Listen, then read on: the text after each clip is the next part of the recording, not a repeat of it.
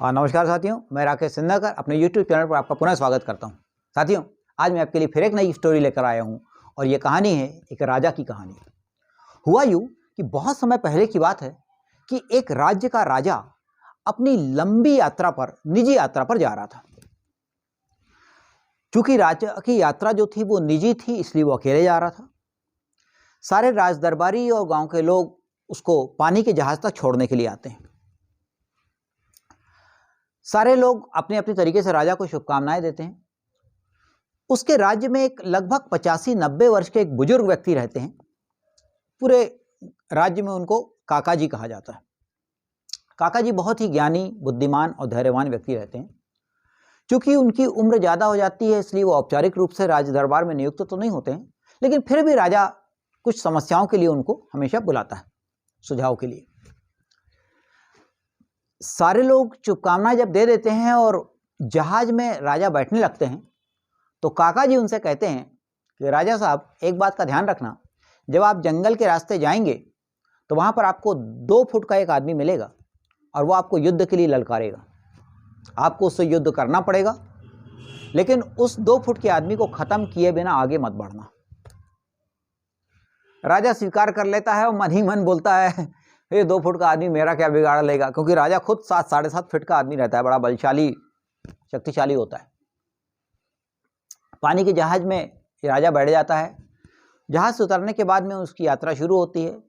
2 दिन यात्रा करने के बाद में वही 2 फुट का आदमी उसके सामने आ जाता है और उसको युद्ध के लिए ललकारता है।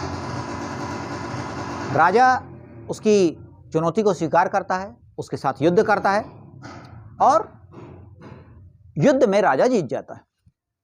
जब अंतिम वार करने का समय आता है, जिससे वो 2 फुट का आदमी पूरा खत्म होने वाला है, तब उसके मन में आता है, अरे यार, मैं इतना बलशाली एक राजा, ये 2 फुट का 2 कौड़ी का आदमी, इसको खत्म करने में मेरी कैसी महानता दिखेगी।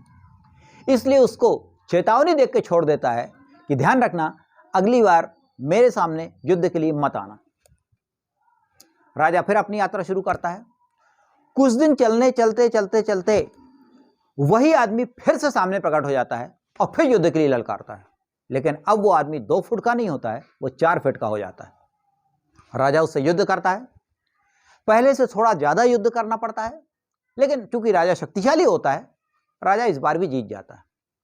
फिर वही जब अंतिम वार करने का समय आता है, जब उसको बिल्कुल जान से खत्म करने की बारी आती है, उसको घायल अवस्था में फिर छोड़ देता है और फिर चेतावनी देता है, मैंने तुमको चेताया था, तुमको समझ में नहीं आया, अगली बार से मेरे सामने बीच में मत आना, ऐसा करके उसको छोड़ देता है। राजा की यात्रा चलती रहती है। कुछ दिन बाद वही आदमी फिर प्रकट हो जाता है और फिर युद्ध के लिए ललकारता है। इस बार वो आदमी 6 फीट का हो जाता है। राजा शक्तिशाली होता है और अपने अहंकार वश बोलता है, हाँ, अब तुमसे युद्ध करने में कुछ मजा आएगा, क्योंकि तुम कुछ बड़े हो गए हो। युद्ध करता है, थोड़ा ज़्यादा प्रयास करना पड़ता है, लेकिन चूंकि राजा शक्तिशाली होता है, राजा फिर जीत जाता है। फिर अंतिम वार करने का मौका आता है, राजा फिर छोड़ देता है। ऐसा करते करते फिर राजा की यात्रा शुरू होती है और कुछ दिन के बाद में वही आदमी फिर सामने प्रकट होता है और युद्ध के लिए ललकारता है। इस समय वो आदमी 8 फीट का हो जाता है। राजा अब थोड़ा घबरा जाता है, क्योंकि राजा लगभग 7-7.5 फीट का होता है और वो राजा से बड़ा दिखाई देता है। फिर भी चूंकि राजा शक्तिशाली है, बलशाली है, उसने युद्ध किया। बहुत देर तक युद्ध करना पड़ा उसको। उस युद्ध में राजा का एक हाथ कट जाता है। आखिर राजा जीत जाता है, लेकिन राजा सोचता है कि अब इसको छोड़ना खतरा से खाली नहीं है, इसलिए अंतिम वार करके राजा उसको मार देता है। साथियों, अब आप सोच रहे होंगे कि राजा युद्ध जीत गया, इसमें क्या खास बात। तो खास बात यह है कि यह बात राजा या उस आदमी की नहीं है, बात हमारी और आपकी है। हमारे और आपके जीवन में बहुत सारी समस्याएं आती हैं। पहले समस्या बहुत छोटी होती है, 2 फुट के आदमी की तरह, और हम लोग उसको ये सोच कर छोड़ देते हैं, अरे इतनी सी समस्या मेरा क्या बिगाड़ लेगी। आगे बढ़ते हैं, वही समस्या थोड़ी और बड़ी होती है, कुछ दिन बाद वो और बड़ी होती है, और एक समय आता है जब विकराल रूप धारण कर लेती है। तब हम या तो समस्या को हल नहीं कर पाते या अपना बहुत कुछ गंवाने के बाद में उस समस्या को हल कर पाते हैं, जिस तरह राजा को अपना एक हाथ गंवाना पड़ा।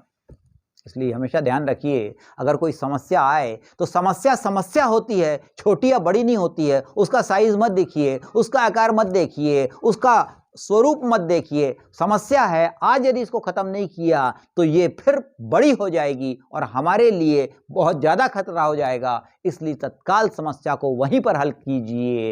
राजा जैसी गलती मत कीजिए। राजा को अपना एक हाथ गंवाना पड़ा, हो सकता है हमको भी कोई बहुत बड़ी कीमत चुकानी पड़े।